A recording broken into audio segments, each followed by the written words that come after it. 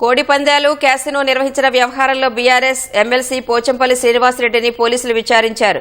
సుమారు 4.5 గంటలు శ్రీనివాసరెడ్డిని పోలీసులు విచారించారు. ఆయనతో పాటు న్యాయవాది సహా ఫామ్ హౌస్ లీజుకు తీసుకున్న వ్యక్తి వచ్చినా పోలీసులు లోపలికి అనుమతించలేదు.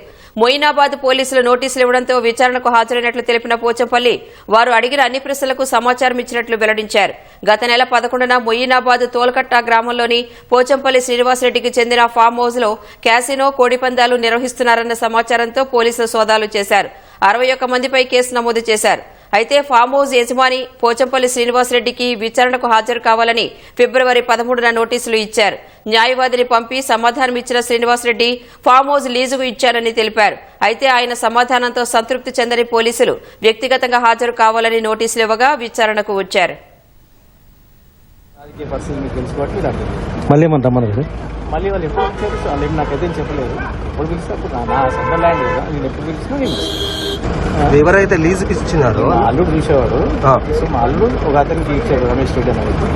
సో కాబట్టి నాకు తెలియదు కదా అతను కేసు పెట్టాను వాళ్ళ